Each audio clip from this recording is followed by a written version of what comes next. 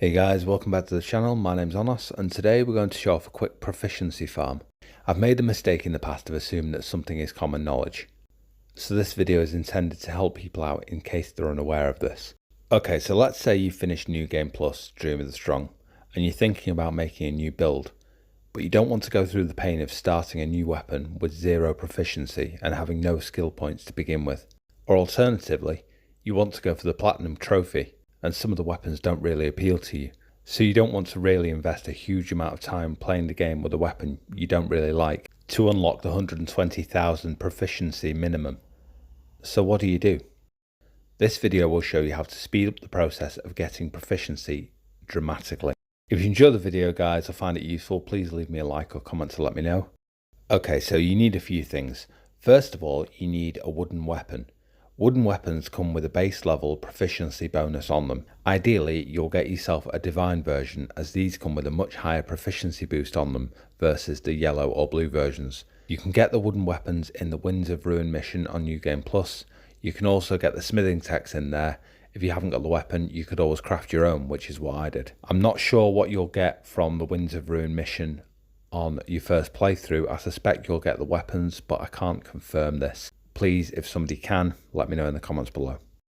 If you're able to get a divine wooden weapon, it will come with a plus 75% boost to proficiency. And when you get this to maximum familiarity, that jumps to 85%. So weapons aside, you can also roll a proficiency bonus onto your accessories. You can get around an extra 20% here if you manage to temper proficiency onto both. Overall, that will literally double your proficiency acquisition. Here you can see my proficiency bonus, and this is before I hit the maximum familiarity on the weapon, which gives me an additional 10%. So next I would advise running the High Spirited Demon mission on New Game Plus. Proficiency gains are based on the number of hits with weapons, not damage or kills. So Diodara Boki, who is the boss for this mission, is the perfect punching bag for this occasion. The mission itself is a pain to make your way through, but once you're saved at the shrine just before the boss, you can literally go in and fight him over and over again to build up your proficiency to wherever you want it.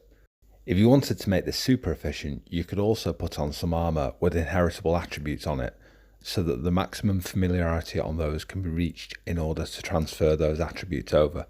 If you're doing that, then make sure to use a consumable item called Uchiko powder, which will temporarily raise your familiarity gains.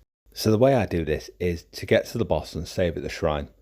Then I equip the weapons that I want to use, the wooden weapon and the accessories, and then I go to fight him up until the point he takes me into the Dark Realm. Then I try to get a few more hits on him and eventually let him kill me.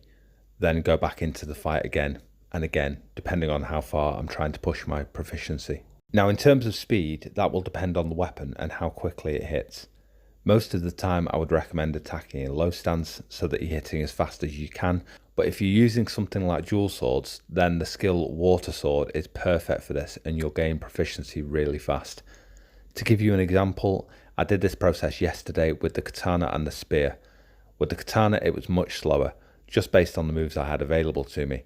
I was getting something like 20 to 30,000 proficiency each time I went in to face the boss.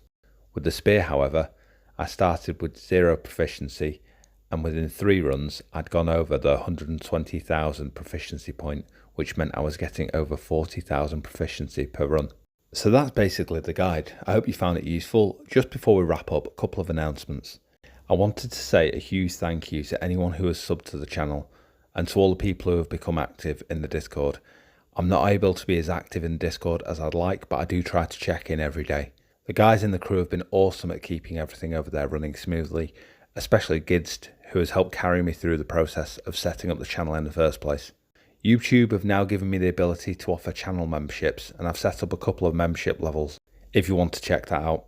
Obviously it's all completely optional, but I wanted to mention it. There are a couple of custom badges as part of the perks, which will show up in comments and in stream chat.